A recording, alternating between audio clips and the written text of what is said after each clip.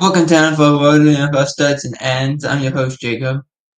And we're going to talk more about the Robert Saleh firing, mainly because there's more news that have come out in the recent, I want to say 24 hours, 28 hours, something like that, where it says Robert Saleh wasn't just fired. He was going to go, in fact, demote offensive coordinator Nathaniel Hackett. I've seen the words demote, I've seen the words fired. I'm going to trust what I first saw, which was demote, which was give the play calling duties, the day-to-day operations of it, to passing game coordinator Todd Downing, who was the offensive coordinator of the Titans in 2022. Would it have helped? I don't know. But I can tell you what, that probably sent some waves through because he probably did tell somebody who then it went through the grapevine and got to Woody Johnson, Aaron Rodgers, and various other guys. And Woody Johnson said after the firing, he went on radio and said, "Look, we need to make a change. This is a very talented football team. And in making this change, we have a great opportunity to continue doing, get better and stuff like that." Here's the problem. I don't believe you. I don't believe you. And I said this yesterday, and a lot of people have said this. You're blaming a defensive coach for an offensive struggle. It makes no sense. I don't care. With Brandon Staley, let's go back. Let's go back a little ways here. When it was Brandon Staley in LA with the Chargers, and he got fired because his defense was bad. He's a defensive coach. The one thing you expect from a defensive coach is your defense is going to be good. That's the expectation. When it's not, there's a question that has to be risen from that. And that's what I'm talking about. The defense of the Jets is really good. They've only given up 33 points in 2 weeks. They're getting turnovers. They're getting their offense more and more opportunities to go score points. It's not Saleh's fault that Rodgers has a Mickey Mouse offense. They brought Hackett in. I guess you can blame Saleh for that. But you can't blame Saleh for the fact that Garrett Wilson's been less involved. You can't blame the fact that Allen Lazard has become your number one wide receiver. You can't blame the fact that the running game is non-existent. You can't blame the fact that the offensive line is terrible, that aren't playing in unison. You can't blame him for those things. Those are not controlled by him. He can't just go and be like, "Hey, Aaron, throw the ball to Wilson, please, over Lazard. Just throw it to him. He'll come down with it." And eventually that will click, but at some point, is not right now. That's a problem that the Jets have. Now, I've also seen these things saying, okay, yes, getting rid of Saleh is the first issue, but they still have a Joe Douglas problem.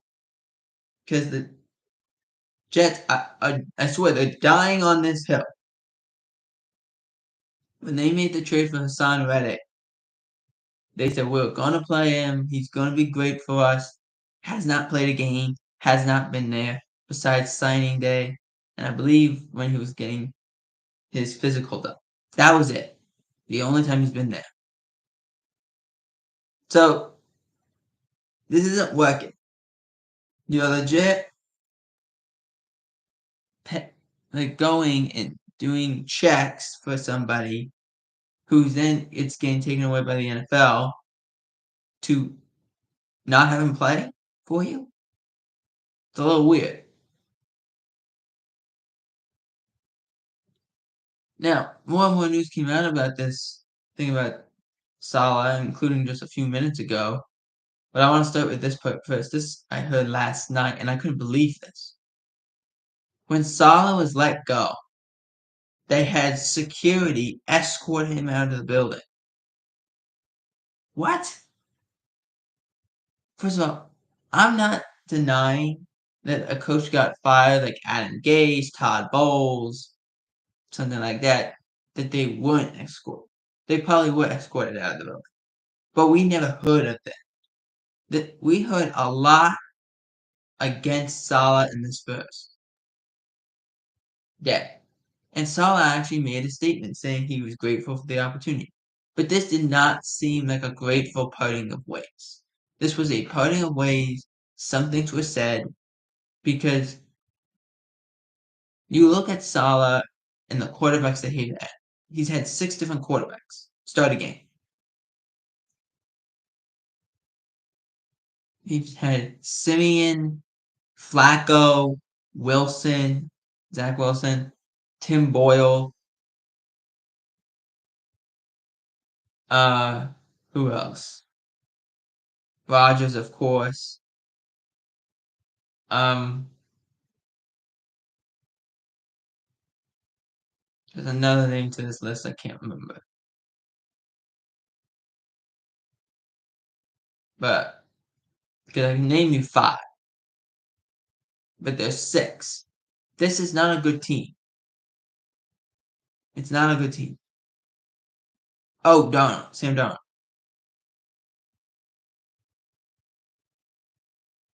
And of all those players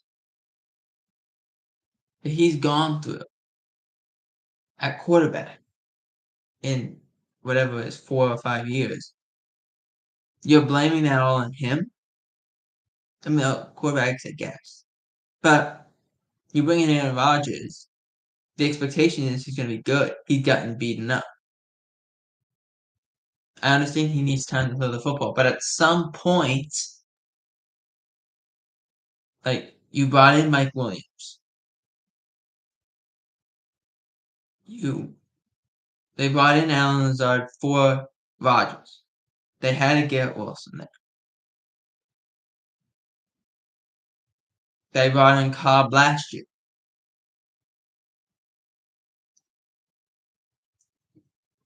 I don't know what else you talk about. Like, okay, yeah, they really tried to make him look good, and then they go and Saleh gets canned. No, Jeff Ulbrich is the interim head coach, but we really know who's calling the shots here. That it's Aaron calling the shots because it doesn't make any sense. Honestly, when I've been looking and saying what Jets fans have said, it's pretty much been a mixed bag, but they've all agreed on one thing: how is this going to help the offense? And I don't disagree with them with that at all. Like, how is this supposed to help the offense? This is not a good team offensively. They are a mess. It's problematic. Now, I do want to kind of push this into Aaron's side of it too, because Aaron, it was texted out just a few minutes ago, about 15 minutes ago. Aaron denies the rumors that he played any role in the Saleh firing. Now, I'm not sure if Aaron's lying or telling the truth, but I'll tell you what. There's things I can't say on camera that I've been saying off camera, but I'll say this. He's lying. He's lying. Because Woody Johnson said he had a conversation about it. He also, or from it, he and Aaron conversated not about this, which tells me it was about this. Aaron is not, I don't understand. Aaron finds himself in these situations and decides he's not a part of it. Aaron, you're more part of it than anything. You've not played. The offense is terrible. The defense is good. I don't understand what they think is going to happen. Aaron went on to say, it's a tough business. Here's the problem.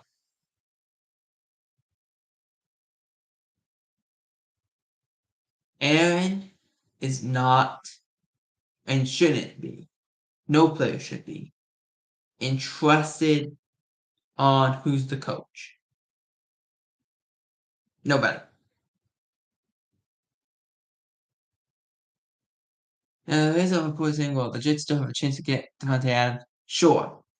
Sure. But if I'm Devontae Adams and I'm looking through the landscape, uh, before I was looking at it, I don't know, 80 something hours ago, 89 something hours ago, I was saying, okay, yeah, Jets, Saints, those are logical places to go. Now it's like, ugh, do I want to go to a place that has an interim head coach and he's probably canned at the end of the year? Or do I want to go to a place where Aaron's been beaten up, his at his ankle, his knees, and back-to-back week? Or do I want to go to the Saints where Derek Carr is going to miss time? Which he is actually going to miss time with an oblique issue. You know, it makes you question. It's like, should I go somewhere else? Maybe Pittsburgh, maybe Buffalo, maybe Baltimore, maybe somewhere else in general. Who knows? I wouldn't want to deal with that. Moving on into, I didn't put this on the list, but it did happen yesterday. Devin White, who signed with the Eagles this offseason, was released. Now, the thing is, they put it very nicely, Jeff Kern did on CBSSports.com, saying White just didn't fit the team's plans. That is incorrect. Devin White was horrible. He was not a good player in Philadelphia. And a lot of people have said that when he was in Tampa, he was just not that good. Britt took over a young rookie last year for him because he wasn't playing well. So I just want that to be known. Moving on to Drake Maye is going to start at quarterback for the New England Patriots for Week 6. He, I think,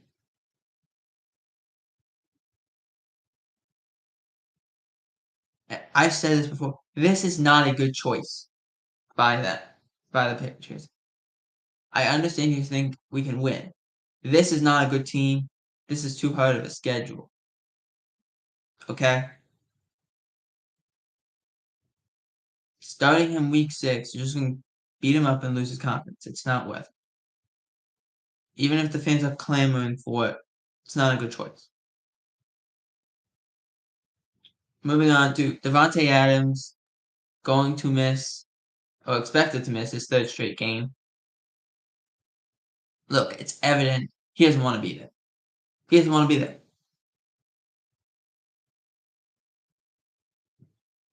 He doesn't want to be there. He is frustrated and wants out. Plain and simple.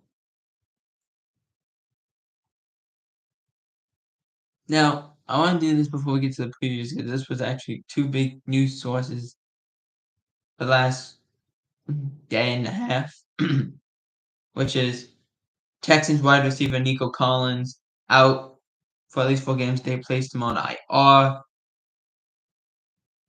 with a hamstring issue. Did come back on the sidelines and sweats, but he's out for 4 games. Patriots safety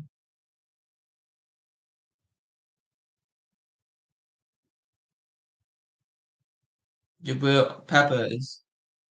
I just want to make sure Jabril Peppers was placed on the NFI list. He is not able to be not even in the building. He can't show up for practices or games after the NFL is going through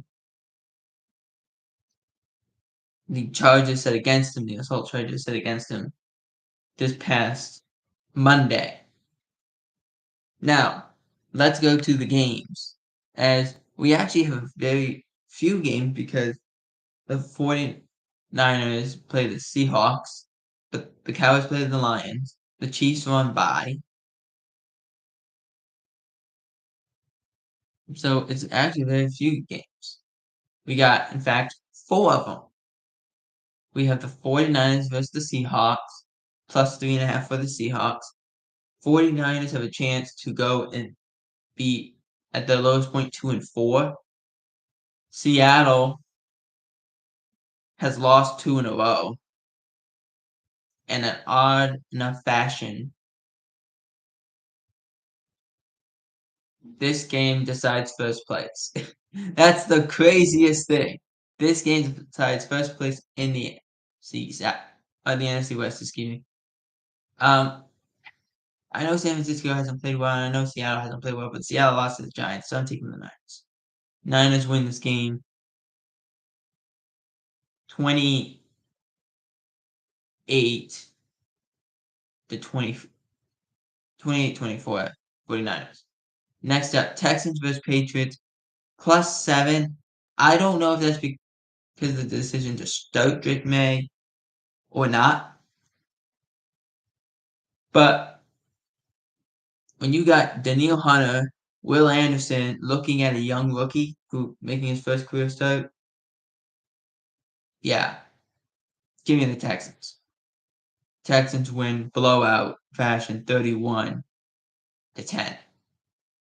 Next up, Commanders versus the Ravens, 6.5. This is going to be the Commanders' big test because besides Tampa, who they faced week 1, they have faced Arizona, the Giants, the Bengals, and the Browns. So there is a lot of interesting that could happen. If the Commanders are good enough to go against the Ravens and win, that's going to be really interesting. This is their second game they're playing in the AFC North. Oh no, third game. I'm sorry, third game. And it goes against the Ravens. I'm taking the Ravens in this game with the score 31-24 because the Ravens have given up leads a little bit. And last game we got, honestly, why isn't this game a Sunday nighter or Monday nighter? It's the Lions versus the Cowboys. Cowboys are getting +3 at home, and that's because they have the 3 games they have won are all on the road. They've not won at home yet. The Lions, this honestly would be bigger if they were playing in Detroit. No Micah Parsons. We'll see about Duron Bland if he goes. The Cowboys have said that he might play a limited role. Don't exactly know what that means. And obviously, no DeMarcus Lawrence. The Lions may not have Frank Ragnow, but let's see if that does anything to Lions offense as a whole. Lions also coming off the bye week.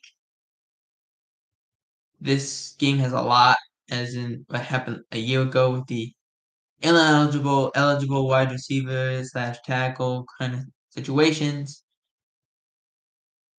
that were going on. I guarantee you, and I think the Cowboys should expect this, the Lions should expect this, the Lions fans should expect this, and the Cowboys fans should expect this. There will be an eligible wide receiver, an eligible player play in this game. There will be. And it'll be talked about before this game at nauseum. And it will be talked about during this game at nauseum. And I wouldn't be surprised if we get close to the goal line and that's the play call that the Lions have. Would not be shocked. If I'm for both sides, Mike Zimmer for the Cowboys, that's the thing we gotta stop at the goal line. As much the ground game is first, absolutely, but that play, those plays with those tackle eligible plays, that's what I'm stopping. Like make sure, oddly enough, guard the tackles. And if I'm Ben Johnson, I'm running a couple of those plays. I really am. Run a couple of those plays and then see how good this Cowboy defense is. But I'm speaking into existence. The Cowboys find a way to win this game, in which all hell might break loose. So Cowboys win this game 28-27 and sneak by the Detroit Lions. For NFL World, I'm Jacob Hebert. Out.